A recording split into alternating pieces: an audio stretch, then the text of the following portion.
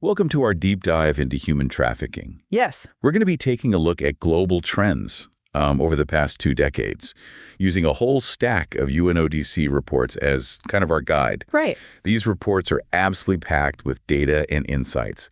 So get ready to have some of your assumptions challenged and your understanding deepened. We're going to unpack how this crime has evolved, who the victims and perpetrators are, and what factors are driving these trends.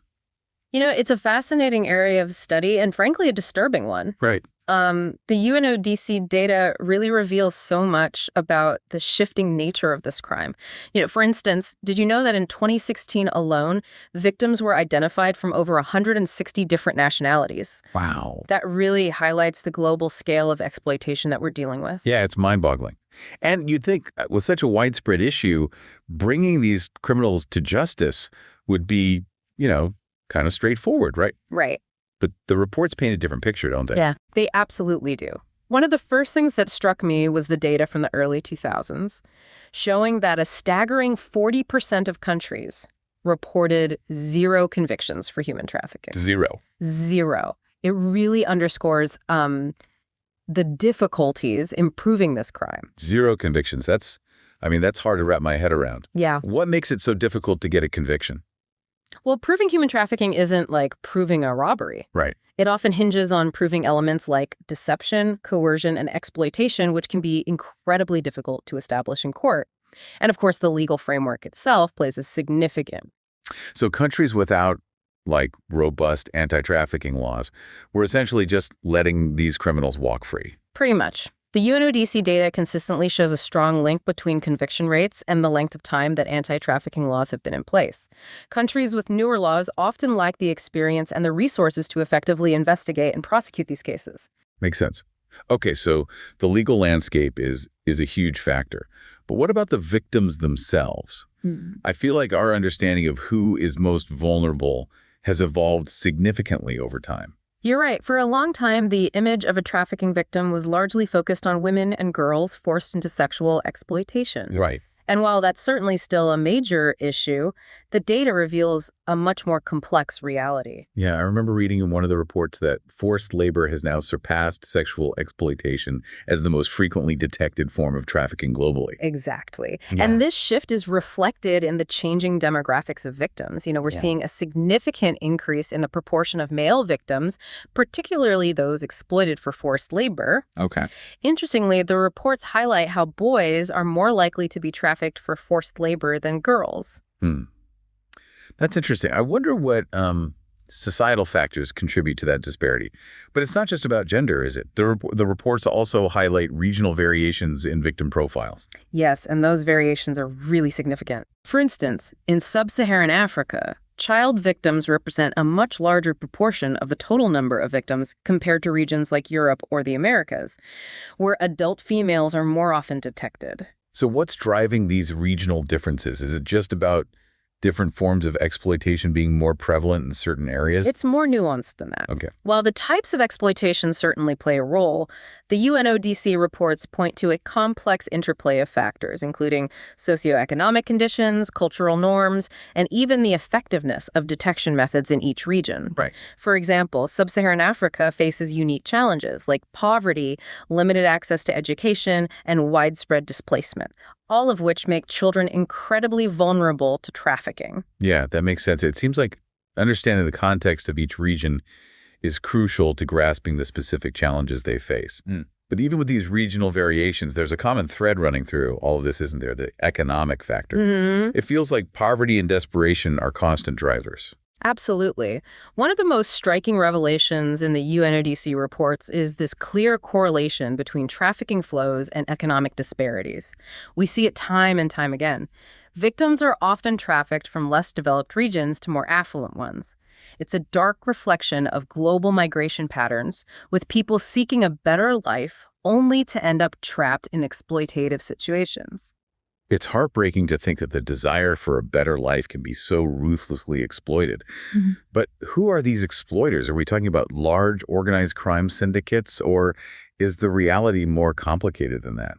That's where the UNODC reports really challenge our preconceived notions. While organized crime certainly plays a role, the data reveals a much more diverse landscape of perpetrators. So it's not just about the stereotypical, mafia-style operation we see in movies. Not at all. Traffickers come in all shapes and sizes. Yeah. We're talking individuals exploiting partners or family members, small-time operators, and yes, even sophisticated transnational networks.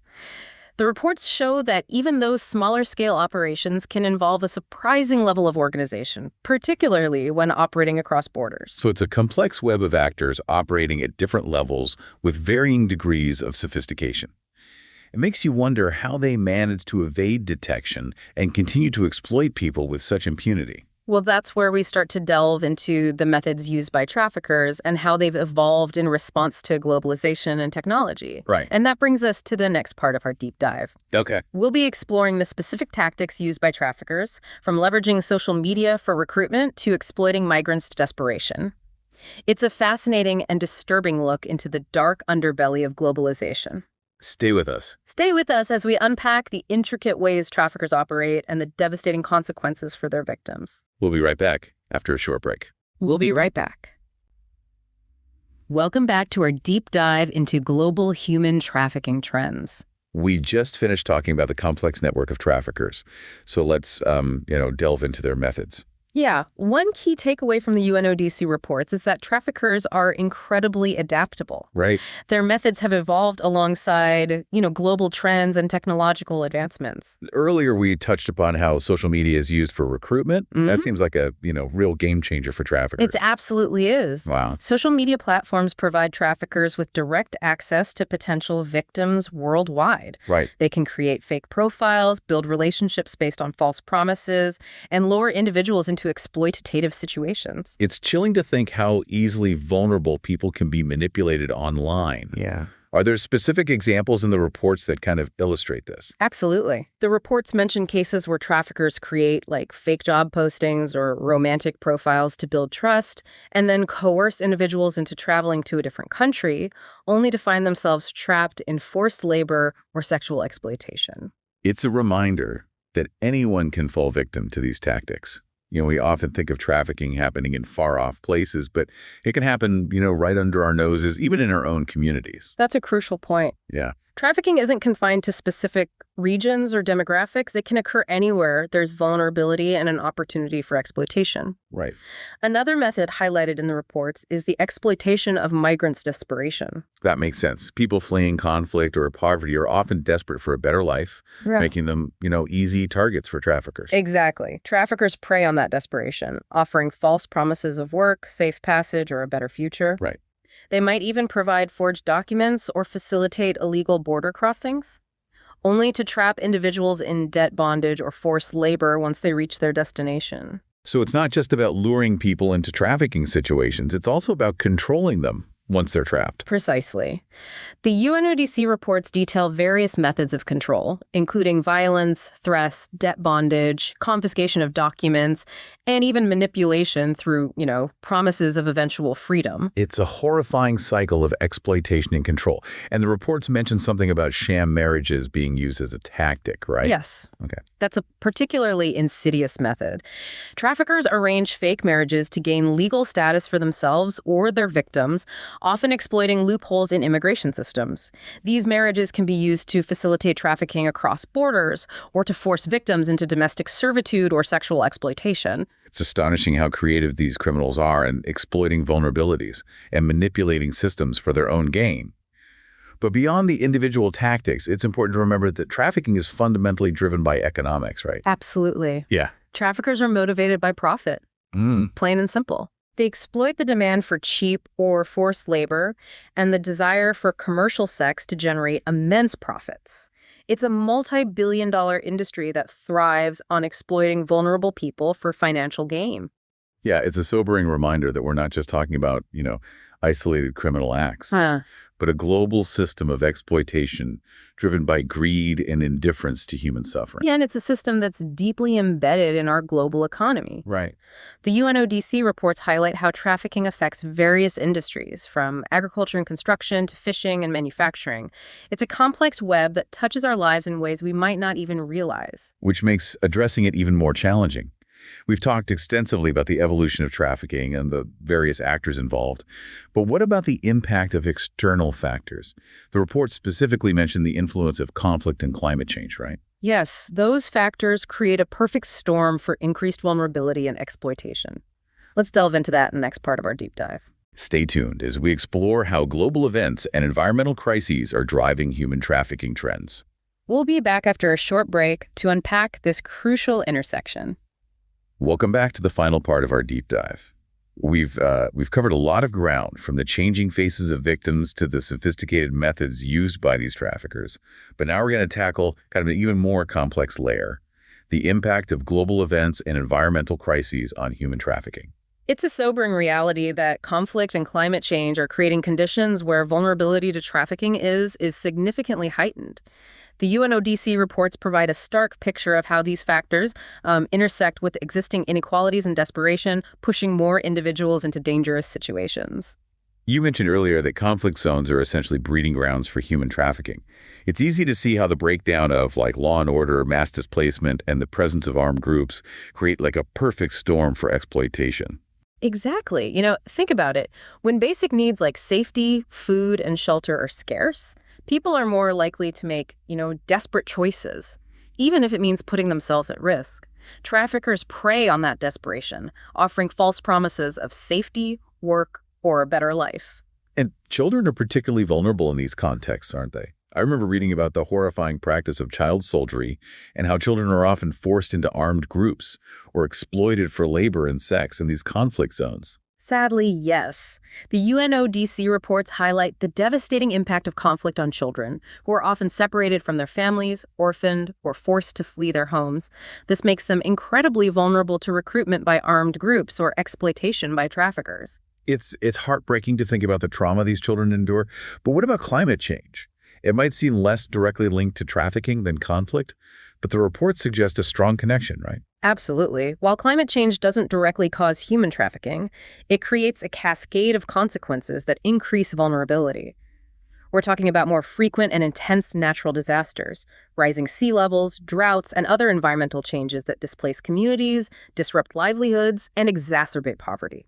So it's about how climate change intensifies these existing vulnerabilities and forces people into desperate situations where they're more susceptible to exploitation. Precisely. The UNODC reports offer specific examples of how climate-induced displacement can push individuals into forced labor, particularly in sectors like agriculture or fishing where labor shortages exist. We also see cases of forced marriage where families might marry off their daughters in exchange for money or resources as a coping mechanism in the face of climate-related hardships. It's a complex web of interconnected challenges. It feels almost overwhelming to think about how to, address it. Yeah. But after delving into all these UNODC reports, it's clear that we can't ignore the links between conflict, climate change, and human trafficking. I agree. This deep dive has highlighted that understanding these connections is crucial to developing effective responses. We need to address the root causes of vulnerability, whether it's poverty, inequality, lack of opportunity, conflict, or the impacts of climate change. So where do we go from here? What can we as individuals do with this knowledge? Awareness is a powerful first step.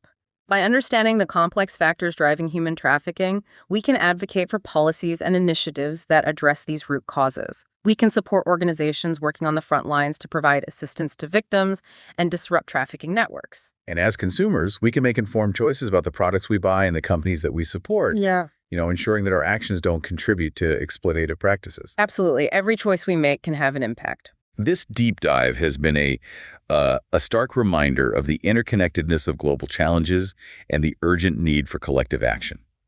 It's easy to feel overwhelmed by the scale of the problem, but I hope our listeners feel empowered to learn more, engage in meaningful conversations, and support efforts to create a more just and equitable world where human trafficking has no place. Thank you for joining us on this journey. Remember, even small actions can make a difference. Let's continue to learn, question, and work together to dismantle the systems that perpetuate exploitation and build a future where every human being is treated with dignity and respect.